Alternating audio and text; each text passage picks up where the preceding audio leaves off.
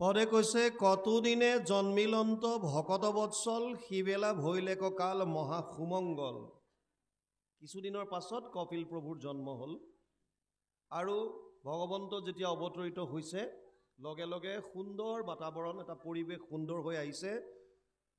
ভৈল জল নিৰ্মল প্ৰসন্ন দিশপাশ, অসংখ্য বিমানাসী চানিল আকাশ। দেৱতাগণেও প্ৰভু ভগৱন্তৰ জন্মৰ কথা গম পায়, অৱতাৰৰ কথা। তেওঁলোকো আহি আকাশ চানি ধৰিছে। কি হৈছে? ৰংগে বিদ্যা ধৰি দিব্য বাদ্য বজাৱয়, সুস্বৰে গন্ধৰ্বে হৰিগুণক গাৱয়, ভংগীভাৱে নৃত্য কৰে অপ্সৰাচয়, সিবেলা লোকৰ মহা আনন্দ হৃদয়। গন্ধৰ্বসকলে গীত গাইছে, অপেচৰাসকলে নৃত্য কৰিছে, দেৱতাসকলে গোটেই আকাশত নিজৰ নিজৰ বিমানত আহি কপিল প্ৰভু যেতিয়াই মাতৃ দেৱহূতি গৰ্ভৰ পৰা অৱতাৰ হৈছে সেই সময়ত তেওঁলোক আহিছে। জয় জয় কৃষ্ণ বুলি যত দেৱচয়, বিমানৰ হন্তে ধাৱে পুষ্প বৰিষয়। কৃষ্ণৰ প্ৰভু ভগৱন্তৰ জয় জয়কাৰ কৰি তেওঁলোকে পুষ্প বৰিষণ কৰিছে। পাছে সিটো কৰ্দমৰ আশ্ৰমক প্ৰতি, ঋষিগণসমে আখিলন্ত প্ৰজাপতি। আৰু শেষত আন আন ঋষিসকলৰ লগত স্বয়ং কৰ্দমৰ পিতৃ ব্ৰহ্মাদেৱো এই আশ্ৰমলৈ আগমন ঘটিছে। পিতৃ আশীবাৰ দেখি কৰ্দমে তেখনে, গাঁও চালি উঠিলন্ত হৰষিত মনে। গন্ধে পুষ্পে ধূপে দীপে কৰিলা পূজন, বহিলন্ত বিধি চিন্তি কৃষ্ণৰ চৰণ। কৰ্দময় নিজৰ পিতৃক আশ্ৰমলৈ অহা দেখি যত যি ধৰণে পাৰে গন্ধ পুষ্প ধূপ দীপ সকলো সুন্দৰভাৱে দি অতিথিক আগমন কৰাই অনাই আশ্ৰমত বহিবলৈ দিছে। আৰু ব্ৰহ্মাদেৱেও হৰিৰ চৰণ হৃদয়ত চিন্তা কৰি তেওঁ আসন লৈছে। ইয়াত আমি এটা কথাই গম পাই আহিছোঁ, যোনে নহওক কিয় ব্ৰহ্মালৈকে কেৱল কৃষ্ণৰ চৰণ চিন্তা কৰি আছে। যিজন কৃষ্ণৰ চৰণ দেৱতাসকলে চিন্তা কৰি আছে, ব্ৰহ্মাই চিন্তা কৰি আছে, ৰুদ্ৰই চিন্তা কৰে।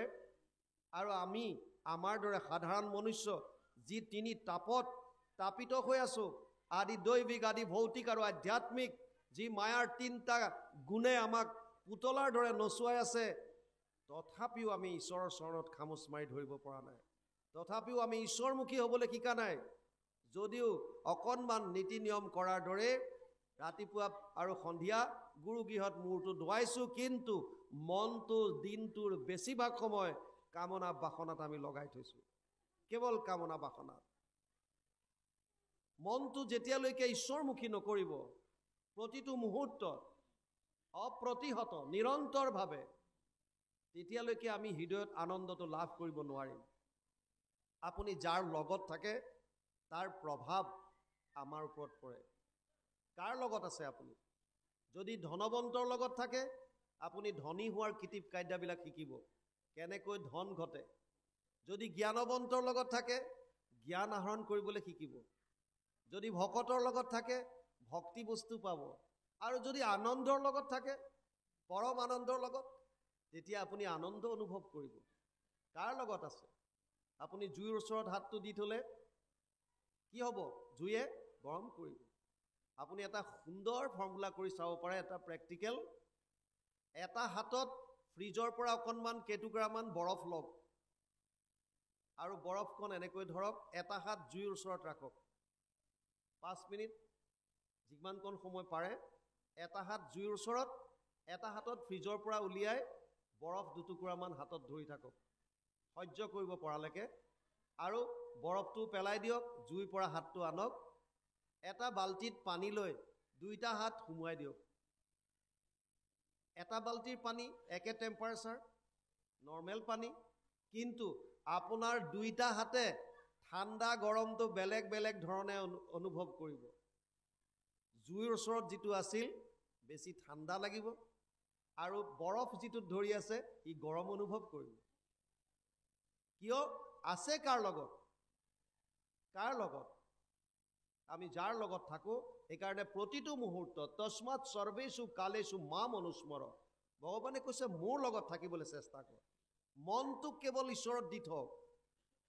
প্ৰতিটো মুহূৰ্তত অভ্যাস কৰক। মোবাইলত এলাৰ্ম দি পেলাই প্ৰথমতে চেষ্টা কৰক। 15 মিনিটৰ মূৰে মূৰে এলাৰ্ম বাজক আৰু কওক, ভাবক যে ঈশ্বৰ মোৰ লগত আছে। মই ঈশ্বৰৰ লগত আছোঁ। অভ্যাসটো কৰক, 10 মিনিটলৈ আনক, 5 মিনিটলৈ আনক। শেষত দেখিব যে আপোনাৰ অভ্যাস হৈ গ'ল, অট'মেটিকেলি আপোনাৰ মনত কেৱল কৃষ্ণৰ কথা আহি আছে, কেৱল কৃষ্ণময় হৈ যাব। ভকতসকলে ইয়ালৈকে কয়, অৰ্জুন যেতিয়া শুই থাকে, তেওঁৰ ৰোমৰ প্ৰতিটো ৰন্ধ্ৰৰ পৰা কেৱল কৃষ্ণ কৃষ্ণ শব্দ ওলাই থাকে, কৃষ্ণময়। এনেকুৱা প্ৰতিটো মুহূৰ্তত কৃষ্ণময়। দেৱতাসকলে আকাশত চানি ধৰিছে, জয় জয় কৃষ্ণ বুলি যত দেৱ ছয়, বিমানৰ সন্তে ধাৱে পুষ্প বৰিষয়। ব্ৰহ্মা আহিছে, ব্ৰহ্মাক আসন দিছে, ব্ৰহ্মায়ো ঈশ্বৰ চিন্তা কৰিয়ে আসন লৈছে। তাৰ পাছত ইয়াত কৈছে, গন্ধে পুষ্পে ধূপে দীপে কৰিলা পূজন, বখিলন্ত বিধি চিন্তি কৃষ্ণৰ চৰণ, তত্ত্বজ্ঞান কহিবাক লাগি কৃপাময়, নিজ অংশে তান গৃহে ভৈলেক উদয়, ইহাক নজানি ব্ৰহ্মা আনন্দ ভৈলন্ত, দেৱহূতি কৰ্দমক বাক্য বুলিলন্ত। কি কাৰণত প্ৰভু ভগৱন্ত আহিছে তত্ত্বটো বুজা নাই, কিন্তু ব্ৰহ্মাই এটা কথাত আনন্দ পাইছে যে মোৰ পুত্ৰই মোৰ আদেশটো পালন কৰিলে। ব্ৰহ্মাক যেতিয়া সৃষ্টি কাৰ্য কৰিবলৈ দিলে পদ্মকল্পত, আমি সকলোৱে জানো ভগৱান নাৰায়ণৰ নাভিৰ পৰা এপাহ পদুম ফুল ওলাল, আৰু সেই পদুমৰ ঠাৰিত দিয়ে ওলাই পদুম ফুল পাহত ব্ৰহ্মা প্ৰথম বহে, চাৰিওফালে চাই কেৱল জল আৰু জল দেখে। মই ক'ৰ পৰা ওলাই আহিলোঁ, পুনৰ তেওঁ জানিবৰ কাৰণে পদুম ফুলৰ ঠাৰিডালেদি ভিতৰলৈ গৈ ব্ৰহ্মাৰ উদৰত বহু বছৰ ভ্ৰমণ কৰি থাকে, একো বিচাৰি নাপালে। শেষত পুনৰ ওলাই আহিল, আৰু তেতিয়া শুনিলে তপস্যা কৰিলে বহু বছৰ। তাৰ পাছত প্ৰভু ভগৱন্তৰ দৰ্শন দিলে আৰু ক'লে, হে প্ৰজাপতি, হে ব্ৰহ্মা, তুমি আগৰ দৰে সৃষ্টি কৰা। আগৰ দৰে কেনেকৈ কৰিব এতিয়া একোৱে মনত নাই। তেতিয়া তেওঁক নিজৰ হৃদিস্থিত হৈ বেদৰ জ্ঞান দিছে, আৰু 4টা শ্লোকত ভাগৱত শ্ৰৱণ কৰাইছে।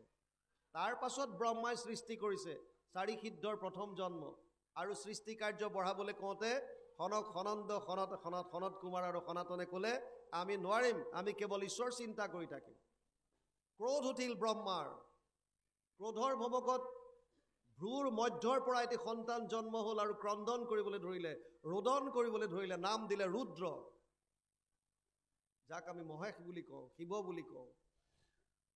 11টা নাম দিলে।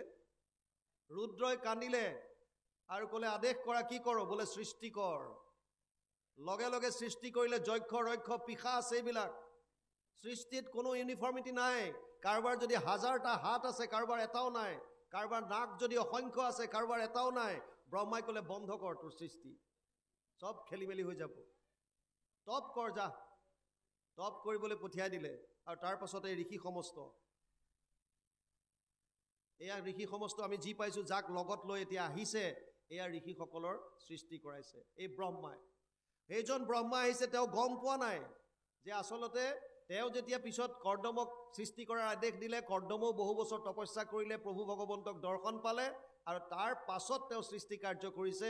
যিয়ে নহওক, বাপেকৰ কথাটো পালন কৰাৰ কাৰণে ব্ৰহ্মাই মনত আনন্দ পাইছে। আৰু ইয়াত এতিয়া কৈছে, শুনিও কৰ্দম পুত্ৰ মোৰ পূজা যত, নিকপতে চিত্তে তাক কৰিলি সমস্ত। মোৰ যত যিমান আছে পূজা, মোক সন্মান কৰিবলগীয়া আছে, তই নিকপটভাৱে কৰিলি। কেনেকৈ? জাতো মোৰ বচনত হৃদয়ত ধৰি, প্ৰৱৰ্তিলি সৃষ্টি কৰ্মে হৰিষিত কৰি। মাক বাপেকৰ সেৱা আন একো নাই, পুত্ৰে চিন্তি লাত কৰ্ম যিটো জনে কৰে, সেহিহে উত্তম পুত্ৰ সংসাৰত তৰে। পিতেক এনেকুৱা হ'ব লাগে, শাস্ত্ৰই কৈছে, বাপেকে মনত চিন্তা কৰোঁতেই পিতেকে গম পাব লাগে দেউতাই মই কি কৰাটো বিচাৰিছে। সেইমতে যদি কৰিব পাৰে, জাষ্ট চিন্তা কৰোঁতে, বাপেকে চিন্তা কৰিছে মাত্ৰ, পিতেকে কৰ্ম কৰি আনি দি দিলে, এজন উত্তম পুত্ৰ বুলি কৈছে। বুলিলাত আচৰয় যিটো কৰ্মগণ, এইহে মধ্যম পুত্ৰ জানিবা ৰাজন। কওঁতে যদি মানি ল'লে, এই কামটো কৰি আহো বোপাই, সেইটো যদি মানিলে, তেতিয়াহ'লে মধ্যম পুত্ৰ বুলি কৈছে। প্ৰথমটো উত্তম উত্তম, তাৰপিছৰটো উত্তম, তাৰপিছৰটো মধ্যম। যদি কৈছে অশ্ৰদ্ধায়ে কৰে যিটো পিতৃচিন্তি লাত, পিতৃ বুলি লাত, যদি শ্ৰদ্ধা নাই মনত, ক'লে যে বজাৰৰ পৰা আগেচোন বস্তু এটা লৈ দে, বুঢ়াটো কি কৰি থাকে, উপায় নাই, মই যাবলৈ বেলেগ ফালে ওলাইছিলোঁ, হ'লেও গৈছে, অশ্ৰদ্ধা, শ্ৰদ্ধা নাই। আৰু তাতকৈ বুলিলাটো নকৰয় যিটো পুত্ৰগণ, পাপিষ্ট অধম সিটো বিষ্ঠাতুল্য বুলি কৈছে তাক। মানে যিজনে বাপেক মাকৰ বাক্য পালন নকৰে তাক বিষ্ঠাৰ লগত তুলনা কৰিছে, পাপিষ্ট অধম বুলি শাস্ত্ৰত কৈছে। ইয়াত এতিয়া ব্ৰহ্মাই কৈছে, হে কৰ্দম, তুমি মোৰ পূজা সমস্ত কৰিলা, কেনেকৈ? যিহেতু মোৰ আদেশটো তুমি পালন কৰিলা। মই তোমাক কি কৈছিলোঁ? মাত্ৰ সৃষ্টি কৰা, কাৰণ সেই সময়ত সৃষ্টি একেবাৰে নাই, সৃষ্টি কাৰ্য বঢ়াবৰ কাৰণে কৈছে। আৰু এই কথাটো তেওঁ মানি ল'লে, সেইকাৰণে কৈছে ইয়াত, এহি মানে পুত্ৰৰ পিতৃক শুশ্ৰূষণ, গৌৰৱে ধৰয় যেবে পিতৃৰ বচন। এহি মানে পুত্ৰৰ পিতৃক শুশ্ৰূষণ, পিতৃৰ শুশ্ৰূষা সেইটোৱেই পুত্ৰসকলৰ কাৰণে, যেতিয়া তেওঁলোকে বাপেকৰ কথাটো সাদৰেৰে গৌৰৱে গ্ৰহণ কৰে। বৰ্তমান সমাজত অতি দুখৰ বিষয়, পৰিতাপৰ বিষয়, মানুহৰ মৃত্যুৰ পাছত বছৰি বছৰি শ্ৰাদ্ধ কৰা দেখা যায়, কিন্তু জীৱন্ত অৱস্থাত বুঢ়া মাক বাপেকৰ প্ৰতি আনটো দূৰৰ কথা এষাৰি মাত দিবলৈ সময় নোলায়। মোৰ ৰঙিয়াত পোষ্টিং আছিল, মই উত্তৰাখণ্ডৰ পৰা 2014ত ৰঙিয়ালৈ আহিছিলোঁ। ৰঙিয়াত পোষ্টিং থাকোঁতে নলবাৰী ৰেলৱে ষ্টেচনত এগৰাকী বৃদ্ধা মহিলাক ৰেলৱে পুলিচে উদ্ধাৰ কৰিছিল। আৰু খা খোজ কৰি গম পালে, খবৰ খাতি কৰি, দক্ষিণ ভাৰতৰ এজন চিফ জাষ্টিছৰ মাক, দক্ষিণ ভাৰতৰ এজন চিফ জাষ্টিছৰ মাকক নিজৰ পিতেকে আনি নলবাৰী এটা ৰেলৱে ষ্টেচনত, নলবাৰী ৰেলৱে ষ্টেচনত এৰি থৈ গৈছে। আৰু যদি তেনেকুৱা পুত্ৰই মৃত্যুৰ পাছত মানুহক দেখুৱাই যদি শ্ৰাদ্ধ কৰে, তেতিয়া কি লাভ হ'ব? আপোনালোকৰ কাষতে যোৰহাটত আজি এবছৰ নে দুবছৰ আগত এগৰাকী মাতৃ নিজৰ ৰুমৰ ভিতৰত মৃত্যু হৈ জহি খহি কংকালডাল আছিলগৈ, কাষতে ছোৱালী এজনী থাকে, নিজৰ গম নেপায়। এইবিলাক শিক্ষাৰ পৰা আমাৰ কি লাভ হ'ব? শিক্ষা সম্পূৰ্ণ কৰিবৰ কাৰণে 4 ধৰণৰ শিক্ষা সৰুৰে পৰা দিয়ক। 1 নম্বৰ শিক্ষা নীতি শিক্ষা, 2 নম্বৰ সামাজিক শিক্ষা, 3 নম্বৰ ব্যৱসায়িক শিক্ষা, 4 নম্বৰ আধ্যাত্মিক শিক্ষা। যদি ল'ৰা ছোৱালীক সম্পূৰ্ণ এজন আদৰ্শৱান নাগৰিক হিচাপে গঢ় দি তুলিব বিচাৰিছে, 4টা শিক্ষাত গুৰুত্ব দিয়ক। নীতি শিক্ষা, আগতে বৃদ্ধ ককাওক বা আইতাকে গৰমৰ দিনত চোতালতে ধাৰি পাতি পাৰি লৈ নাতিকেইটাক কলাত মূৰটো থোৱাই বিভিন্ন সাধু কথাৰ মাজেৰে এই নীতি শিক্ষাবিলাক দিছিল, য'ত গছ গছনিয়ে কথা ক'ব পাৰে, জীৱ জন্তুবিলাকে বনৰ কথা ক'ব পাৰিছিল, য'ত স্বৰ্গৰ অপেশ্বৰী দেৱতা ইত্যাদিৰ কথা আছিল, ৰজা মহাৰজাৰ কথা আছিল। ককা আইতাৰ পৰা যিবিলাকে এইবিলাক সাধু শুনি পেলাই নীতি জ্ঞানটো লাভ কৰিছিল, ডাঙৰ হৈ তেওঁলোকে বিনা কাৰণত গছ এজোপাত ঘাপ মাৰি কাটি দিবৰ কাৰণে হাত কপে। কিয়? ককায়ে কৈছিলে গছজোপা ঘাপ মাৰি দিলে কান্দিব, তাৰ পৰা ৰস ওলায়। জীৱ হত্যা কৰিব নোৱাৰে, প্ৰত্যেকটো জীৱৰ শৰীৰত ভগৱান আছে, চবকে সমভাৱে চাবি। নীতি শিক্ষা সৰুতেই পালে। কিন্তু বৰ্তমান মই, মোৰ পত্নী আৰু ল'ৰা ছোৱালী, আমি বেলেগ হৈ গ'লো। যিয়েই কাৰণত নহওক কিয়, আমালে কেতিয়াবা বহুতো বৃদ্ধ আই বাপ সমস্তই কথা পাতে আৰু কয়, বাপ এই সময়ত বৰ অকলশৰীয়া অনুভৱ কৰিছোঁ, কথা পাতিবলৈও আমাক কোনো সংগ নিদিয়ে, কাৰোবাৰ লগত এষাৰি ভাৱৰ আদান প্ৰদান কৰিবলৈ আমি মানুহ বিচাৰি নাপাওঁ। কাৰো সময় নাই, অকলশৰীয়া অনুভৱ কৰিছে। আৰু এটা ডাঙৰ বেমাৰ সেইকাৰণে আহিছে, এলজাইমাৰ বুলি কয়। এইটো বহুত বেয়াকৈ আহি আছে, কথা পাহৰে। ডিপ্ৰেশ্যনত থাকি থাকি মানুহবিলাকে এতিয়া ডাঙৰ হৈ অহাৰ পিছত, বয়স হৈ অহাৰ পিছত কথাবিলাক পাহৰিয়ে যায়, চব পাহৰে, অকলশৰীয়া অনুভৱ কৰিছোঁ। সামাজিক শিক্ষা, ল'ৰা ছোৱালীক সমাজলৈ উলিয়াই আনক। আমি ভাল দেখিছোঁ আপোনালোকৰ আজি কেইবাগৰাকী আমি ল'ৰা ছোৱালী পাইছোঁ, উলিয়াই আনক সমাজলৈ। যেতিয়া উলিয়াই আনিব, সমাজত কেনেকৈ এখন সমাজ চলিছে, কি ধৰণে কথা বতৰা কয়, কি ধৰণে উঠন বৈঠন হয়, কেনেকুৱা ধৰণৰ তাত নীতি নিয়ম, এই সমস্তবিলাক সমাজলৈ ওলাই আহোঁতে তেওঁলোকে নিজে নিজে গম পাব সমাজ এখন কেনেকৈ পৰিচালনা হৈ আছে। তৃতীয়তে ব্যৱসায়িক শিক্ষা। ব্যৱসায়িক শিক্ষাৰ কাৰণে আপোনালোকক কোৱাৰ প্ৰয়োজন নাই, কাৰণ প্ৰাইমাৰী স্কুলৰ পৰা বুলি ইউনিভাৰ্চিটিলৈকে যিমান জ্ঞান আমি আহৰণ কৰোঁ, এইবিলাক চব ব্যৱসায়িক শিক্ষা। জীৱনটো নিৰ্বাহ কৰিবৰ কাৰণে, অৰ্থ ঘটিবৰ কাৰণে আমাক এইবিলাক জ্ঞানৰ প্ৰয়োজন। কিন্তু আটাইতকৈ ডাঙৰ কথা হৈছে আধ্যাত্মিক শিক্ষা। প্ৰহ্লাদে দৈত্য শিশুসকলক কৈছে, কৌমাৰ আচৰিত প্ৰাজ্ঞ ধৰ্মান ভাগৱতানিহ দুৰ্লভম মানুষ দেহ তত্ৰাপি ধ্ৰুৱম অৰ্থদম। কুমাৰ কালৰ পৰা ঈশ্বৰ ভক্তি কৰাৰ কথা কৈছে, কুমাৰ কালত আধ্যাত্মিক শিক্ষা লোৱাৰ কথা কৈছে। আধ্যাত্মিক শিক্ষাই আমাক তিনিটা বস্তু দিয়ে। এটা হৈছে ভাৱৰ পবিত্ৰতা, এটা হৈছে বাণীৰ পবিত্ৰতা, আৰু এটা হৈছে কৰ্মত পবিত্ৰতা। তিনিওটা বস্তুৱে আমাৰ প্ৰয়োজন। প্ৰথম হৈছে ভাৱৰ শুদ্ধতা, পিউৰিটি ইন থটছ, চিন্তা চৰ্চা শুদ্ধতা। ভাৱ যদি শুদ্ধ হয়, আপোনাৰ কৰ্ম শুদ্ধ হ'ব, কথা বতৰা শুদ্ধ হ'ব। আৰু ভাৱ শুদ্ধ কেনেকৈ হ'ব? শ্ৰৱণ কীৰ্তনৰ দ্বাৰা।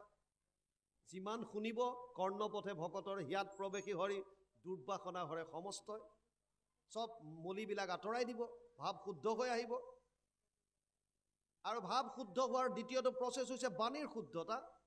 আজি সমাজত যিমানবিলাক কাজিয়া পেচাল লাগিছে, এটা পৰিয়ালত, এখন গাঁৱত, এখন সমাজত বেছিভাগ অশান্তিৰ মূল কাৰণ হৈছে বাণীৰ অসংযমতা। বাণীত কণ্ট্ৰল নাই।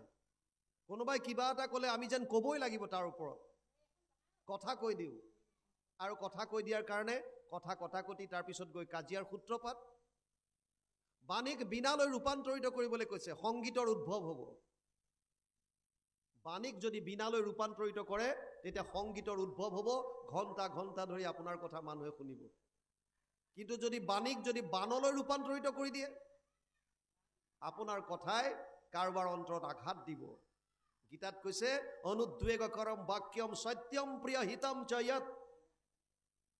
অনুদ্বেগ, আপোনাৰ বাণীয়ে কাৰো অন্তৰত উদ্বেগ প্ৰকাশ কৰিব নালাগে, কাকো আঘাত দিব নালাগে, উত্তেজিত কৰিব নালাগে। সত্য হ'লেও প্ৰিয় হ'ব লাগে। আপুনি কথা এটা সত্য কৈছে, কিন্তু শুনাজনৰ প্ৰিয় হ'ব লাগে। এজন ল'ৰা অন্ধ, আপুনি যদি কয়, ঐ অন্ধ এইফালে আহ, ই আঘাত পাব। সত্য হয়, ই অন্ধ, কিন্তু সেই বুলি আপুনি তাক অন্ধ বুলি মাতিলে সি কষ্ট পাব মনত। আপোনাৰ সত্য হ'ল বুলি যদি প্ৰিয় নহয়, তেতিয়াও গণ্ডগোল। কথাৰ ওপৰত সংযম। এখন ঘৰত এজন মানুহে সন্ধিয়া সদায় ফূৰ্তি পানীকণ দি আহে, সন্ধিয়া গৰম বস্তু ভাগ, আৰু ঘৈণীয়েকৰ লগত বিভিন্ন ধৰণৰ কাজিয়াৰ সূত্ৰপাত।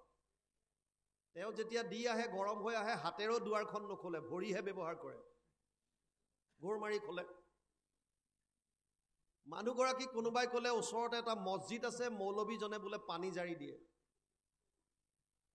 আৰু যেতিয়া বিপদত পৰে মানুহ, যোনে যি কয় সেইবিলাককে মানে। মৌলবীজনৰ ওচৰলৈ গ'ল আৰু ক'লে গৈ যে, শুনিছোঁ এনেকৈ আপুনি বোলে পানী জাৰি দিয়ে, আমাৰ মানুহজনে বৰ অত্যাচাৰ কৰি আছে, সন্ধিয়া সন্ধিয়া সদায় আহে, কিবা এসোপা খাই আহে, পৰিৱেশ নষ্ট, মোৰ সৈতে কাজিয়া কৰে, ল'ৰা ছোৱালীকেইটাৰ পঢ়া শুনা চব শেষ হৈ গ'ল, কিবা এটা কৰক আপুনি। বোলে মই পানী চানী জাৰিব নাজানো নহয়। কোনে ক'লে? বোলে খবৰ পাই আহিছোঁ, আপুনিতো ক'বই নাজানো বুলি, কিন্তু আপুনি দিবই লাগিব, মোৰ ঘৰখন উদ্ধাৰ কৰক। খুব যেতিয়া জোৰকৈ লাগিল, বোলে ঠিক আছে মই পানী জাৰি থ'ম, তুমি কাইলৈ লৈ যাবা। কাইলৈ আহি পেলাই লৈ যাবা। পিছদিনা মানুহগৰাকী গ'ল আৰু বটল এটাত পানী জাৰি থৈ দিছে, মানুহগৰাকীক দিলে, কিন্তু ক'লে যে ইয়াৰ ব্যৱহাৰটোৰ বিষয়ে অকণ বুজি লোৱা। বোলে কি, যেতিয়াই সন্ধিয়া মানুহজনে আহিব গৰম হৈ আৰু দুৱাৰত যেতিয়া গোৰ মাৰিব, লগে লগে তুমি বটলটো খুলি পেলাই এক ঢোক পানী মুখত ল'বা, কিন্তু সাৱধান কৰি শুনাই দিছোঁ যাতে তাৰ এক বিন্দু ভিতৰলৈ নাযায় আৰু যাতে এটোপালো বাহিৰত নপৰে। যেতিয়ালৈকে গালি পাৰি থাকে তেতিয়ালৈকে পানীখিনি যাতে তোমাৰ মুখত থাকে। আৰু আইগৰাকীয়ে ভাবিছে মন্ত্ৰপুত পানী, গতিকেতো তেনেকৈ মানিবই লাগিব যেনেকৈ দিছে। মানুহজনে দুৱাৰত গোৰ মৰাৰ লগে লগে বটল খুলি পানী ল'লে। মানুহজনে গালি পাৰি আছে, ইফালেতো আৱাজ নাই। তেওঁ ভাবিছে বেলেগৰ ঘৰত সোমালো নেকি আজি। আনদিনাতো গোৰ মৰাৰ লগে লগে সিফালৰ পৰা আহিয়ে যায়, আজি মাত বোল নাই। গ'ল সেইদিনা তেনেকৈ, দ্বিতীয় দিনাও তেনেকৈ, এসপ্তাহ সেইটো প্ৰক্ৰিয়া চলিল। মানুহজনে ভাবিলে শেষত মই কি ভুল কৰি আছোঁ, সদায় সদায় মই পানী সোপা খাই আহোঁ আৰু মানুহগৰাকীক গালি পাৰোঁ, কিন্তু সিফালৰ পৰা দেখোন একোৱে মাত বোল নাই। সিফালৰ পৰা কেনেকৈ মাতিব, জাৰি দিয়া পানী লৈ থৈছে মুখত। 8 দিনৰ দিনা মানুহজনৰ অনুশোচনা হ'ল আৰু তেওঁ সন্ধিয়া সময়ত কোনো ধৰণৰ ড্ৰিংকছ নকৰাকৈ সন্ধিয়া আহিছে আৰু ল'ৰা ছোৱালীকেইটাৰ পঢ়াৰ টেবুলত গৈ পঢ়াবলৈ ধৰিলে। মানুহগৰাকীয়ে মনত বিৰাট আনন্দ পাইছে। পিছদিনা ৰাতিপুৱাই দৌৰ মাৰিছে মৌলবীৰ ওচৰলৈ আৰু কৈছে, আপুনি যিখন পানী জাৰি দিলে বিৰাট ক্ৰিয়া কৰিছে নহয়, আমাৰ মানুহজন একেবাৰে ভাল হৈ গ'ল। কালি সন্ধিয়া আমাৰ সোনকালে আহিছে, তেওঁ অকণমানো একো খাই অহা নাই, ল'ৰা ছোৱালীকেইটাক পঢ়াইছে। কিয়, কি জাৰি দিছিলে পানীটো? পানীত একো জাৰি দিয়া নাই, সুদা পানী। মাত্ৰ অভ্যাস কৰিবলৈ শিকালে যে যেতিয়া তেওঁ গালি পাৰিব তোমাৰ মুখখন বন্ধ ৰাখিবা। পানীৰ সংযম। আমাৰ তাত আকৌ শাহু বোৱাৰীৰ মাজত মাজে মাজে লাগি থাকে, আপোনালোকৰ এইফালে তেনেকুৱা নহয় চাগে। এবাৰ বোৱাৰীয়েকে ভাত বনাই বাঢ়ি দিলে, শাহুৱেকে ভাতকেইটা খাওঁতে তাত শিলগুটি এটা পালে। লগে লগে বোৱাৰীয়েকক কৈছে, বোৱাৰী, ভগৱানে চকু দুটা দিয়া নাই, ভালকৈ চাউলকেইটা বাছি ল'ব নোৱাৰিলি? বোৱাৰীগৰাকীও কম নাছিল, গতিকে কৈছে, বাৰু মোক বাৰু দুটা চকু দিলে, মই বাৰু নেদেখিলোৱে। আপোনাক ভগৱানে 32টা দাঁত দিয়া নাই, সৰু শিলগুটি এটা চুবাই খাব নোৱাৰে? লাগিলে। বাণীৰ সংযম। আধ্যাত্মিক জ্ঞানে দুটা বস্তু দিছে, প্ৰথম 3টাৰ এটা দিছে ভাৱৰ শুদ্ধতা, দ্বিতীয়টা আহিল বাণী, আৰু তৃতীয় হৈছে কৰ্মৰ পবিত্ৰতা। ভাৱ যেতিয়া শুদ্ধ হ'ব, আপোনাৰ যেতিয়া ভাল ভাল কথা মনলৈ চিন্তা আহিব, তেতিয়া আপুনি যিটো কৰ্ম কৰিব দহৰ কল্যাণ কৰিব, ভালৰ কাৰণে কৰিব। ভক্তি আৰু কি আছে? অহম সৰ্বেষু ভূতেষু ভূতাত্মানম অৱস্থিত সদা তম অৱজ্ঞায় মাম মূৰ্ত কুৰুতে অৰ্চ বিৰম্বনম। কপিলে দেৱহূতিক কৈছে, কি বুলি কৈছে? মা, মই সমস্ত ভূতত ব্যাপ্ত হৈ আছো। অহম সৰ্বেষু ভূতেষু ভূতাত্মানম অৱস্থিত সদা।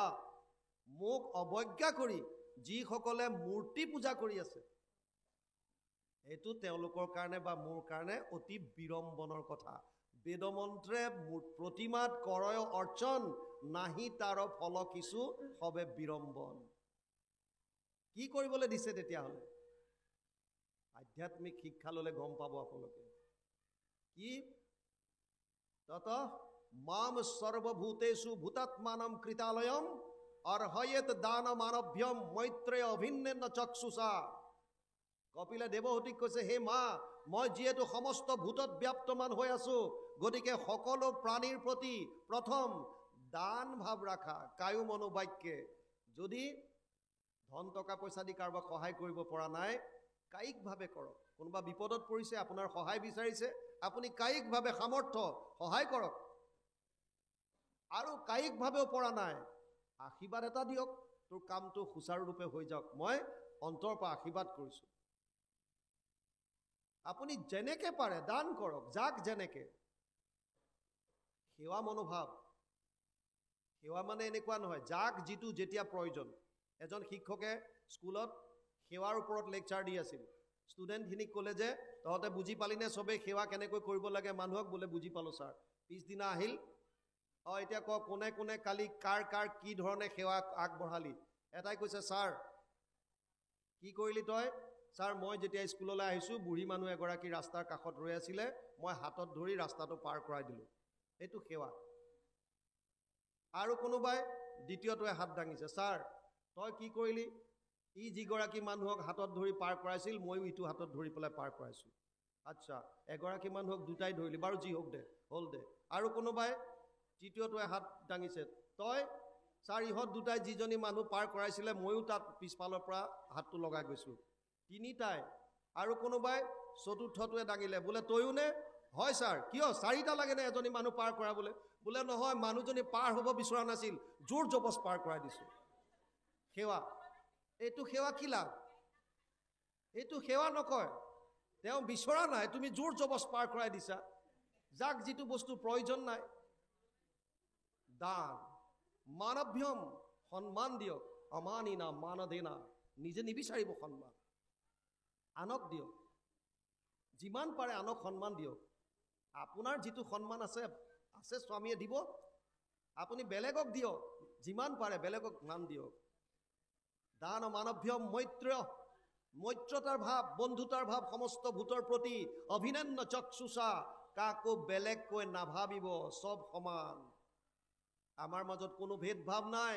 মোৰ শৰীৰত যিটো আত্মা আছে আপোনাৰো আছে, পৰুৱাটোৰ শৰীৰত যিটো আত্মা আছে হাতীটোৰ শৰীৰতো একেই আত্মা। আমাৰ মাজত গতিকে ভেদভাৱ থাকিব নোৱাৰে। এয়া হৈছে আধ্যাত্মিক জ্ঞানৰ দ্বাৰা পাব। সেইকাৰণে চাৰিটা শিক্ষা, নীতি শিক্ষা, সামাজিক শিক্ষা, ব্যৱসায়িক শিক্ষা আৰু আধ্যাত্মিক শিক্ষা। গীতাত অৰ্জুনক কৈছে, হে অৰ্জুন, জ্ঞান কেৱল অধ্যাত্ম জ্ঞানকে কয়। অধ্যাত্ম জ্ঞান নিত্যত্বম তত্ত্ব জ্ঞানাৰ্থ দৰ্শনম এতৎ জ্ঞানম ইতি প্ৰোক্ত অজ্ঞানম যদতো অন্যথা। ত্ৰয়োদশ অধ্যায় 11 নম্বৰ শ্লোক গীতা। তাত কৈছে, হে অৰ্জুন, অধ্যাত্ম জ্ঞানকহে কেৱল জ্ঞান বুলি কোৱা হৈছে। যিমানবিলাক ডিগ্ৰী আছে বাকী, এইবিলাকক জ্ঞান সংজ্ঞাটো দিয়া নাই। যদি নিজকে চিনি নাপাওঁ, মই কোন নাজানো, আপুনি কোন নাজানো, তেতিয়াহ'লে জ্ঞান কি? বাকীবিলাক চব অৰ্থ উপাৰ্জনৰ কাৰণে, জীৱনটো নিৰ্বাহ কৰিবৰ কাৰণে প্ৰয়োজন এইখিনি বস্তু। কিন্তু আচল জ্ঞান হৈছে আধ্যাত্মিক। যি কি নহওক, এতিয়া ইয়াত কৈছে, এহি মানে পুত্ৰৰ পিতৃক শুশ্ৰূষণ গৌৰৱে ধৰয় যেবে পিতৃৰ বচন। এহি তজু জীউ হব পৰম সুন্দৰী, ইটো ঋষি সমস্তত দিউ ৰংগ কৰি। পুত্ৰক জানিলো এন্তে জগত আধাৰ, কপিল নামক ধৰি ভৈল অৱতাৰ। এতিয়া ঋষিসকল যি লৈ আহিছে লগত, কৰ্দমক কৈছে, এই ঋষি সমস্তলৈ তোমাৰ 9 গৰাকী ছোৱালীক বিয়া দিয়া। আৰু যিটো পুত্ৰ তোমাৰ জন্ম হৈছে, মই গম পাইছোঁ এইজন ভগৱান কৃষ্ণ কপিল স্বৰূপে অৱতাৰ হৈছে। ভাৱ বান্ধৱ ভাই মাতৃ সমস্ত, 2টা বাজিল। আমি ভাবিছোঁ আপোনালোকৰ পৰা বিদায় ল'ম, যাবগৈ লাগিব কিছু দূৰ। আৰু এনেও বেছি সময় আমি এটা বৈঠকত শুনি পেলাই গ্ৰহণ কৰিব পৰা ক্ষমতা যিটো ব্ৰেইনক দিছে, এইটো হৈছে কেৱল 45 মিনিট। সেইকাৰণে স্কুল কলেজৰ পিৰিয়ডবিলাক কেইমিনিটৰ হয়? 45 মিনিটৰ হয়। স্কুল কলেজৰ পিৰিয়ডটো দেখোন একেলগে ৰাতিপুৱাৰ পৰা একে লেজাৰ পিৰিয়ডলৈকে এটাই ৰাখিব পাৰিলেহেঁতেন, কিয় নাই ৰখা? 45 মিনিট কিয় ৰাখে? ইয়াৰ মূল লজিক, মোৰ কাৰণ হৈছে, এটা বৈঠকত আমাৰ যিটো ব্ৰেইনৰ কেপাচিটি গ্ৰহণ কৰিব পৰা, এইটো হৈছে 45 মিনিট সময়। কিন্তু ঈশ্বৰৰ কথাৰ ক্ষেত্ৰত অকণমান বেলেগ। শুকদেৱে 7 দিন 7 ৰাতি ভাগৱত শুনাইছিল আৰু পৰীক্ষিতে 7 দিন 7 ৰাতি শ্ৰৱণ কৰিছিল। চৰ্ত আছিল এটা, তেওঁলোকে মাজত কোনো ধৰণৰ জলপান কৰা নাছিল। কিন্তু আমাৰ অলপ তেনেকুৱা নহয়, চলি থাকে ইটো সিটো। সেইকাৰণে তথাপিও 2 ঘণ্টা বা 3 ঘণ্টা সময় আমি আৰামত শ্ৰৱণ কৰিব পাৰোঁ। প্ৰায় 3 ঘণ্টা সময় আপোনালোকে সুন্দৰভাৱে শ্ৰৱণ কৰিছে। ইয়াতকৈ দীঘলীয়া হ'লে আকৌ ভয় লাগে। আমাৰ তাত মাজতে 90 বছৰীয়া বুঢ়ী এজনী কোৰ্টত গৈছে ডিভোৰ্চ বিচাৰি। জাজে সুধিছে, আইতা বয়স কিমান আগতে সেইটো কওক। বুঢ়ীগৰাকীয়ে কৈছে, বোপাই মোৰ বয়স 90 বছৰমান হ'ল। কৈছে, 90 বছৰ বয়সত আপোনাক কি ডিভোৰ্চ লাগে? মানুহটো ক'ত আছে? দেখুৱাই দিছে কোৰ্টৰ বেলেগ এটা ছাইডত, হাতত লাখুটি এডাল লৈ বুঢ়া মানুহ এজন বহি আছে, হাতটো কঁপি আছে, নাৰ্ভৰ প্ৰব্লেম। আৰু জাজে সুধিলে, দেউতা আপোনাৰ বয়স কিমান হৈছে? বোলে বোপাই 95 মান হ'ল। বোলে আপোনাক এই 95 বছৰত কি ডিভোৰ্চ লাগে? বুঢ়াই কৈছে ধেত মোক নালাগে, মৰতি খোদ কি লাগে? আপোনাক নালাগে নেকি? জাজে কৈছে আইতা আপোনাৰ মানুহটোকচোন ডিভৰ্চ নালাগে। কৈছে তেওঁক কিয় লাগিব? কষ্টটো কোনে পাইছে? বোলে কষ্ট কি পাইছে আপুনি? মোৰ বহুত কষ্ট উপায়। বোলে কওকচোন। এই মানুহটোৱে যিমান মোক গালি খপনি পাৰে মই চব শুনো। এইটোত আপুনি ডিভৰ্চ নাপায় কিয়? আপুনিও গালি পাই দিব। বোলে সমস্যা তাতেই। সমস্যা কি? মানুহটোৱে কাণেৰে কম শুনে। বোলে সেইটোতো আপুনি আজিকালি ডিভৰ্চ নাপায় নহয়, আজিকালি কাণেৰে শুনা মেচিন পায়, এইটো হিয়াৰিং এড বুলি কয়, মেচিন এটা লগাই দিলে হ'ল। বোলে মেচিন লগাই দিছো। মেচিন লগাই দিছে যদি তেতিয়াহ'লে কি সমস্যা আছে? বুঢ়ীয়ে কৈছে বোলে মই যেতিয়াই মানুহটোক গালি পাৰো মেচিনটো খুলি থয়, এইটোৱে মোৰ সমস্যা। এতিয়া বেছি দীঘলীয়া হ'লে আপোনাক সবেও যদি কাণৰ মেচিন চবেই খুলি খুলি থৈ দিয়ে আৰু আমাক কৈ দিয়ে যে কৈ থাকা যিমান ইচ্ছা, তেতিয়া লাভ নহ'ব।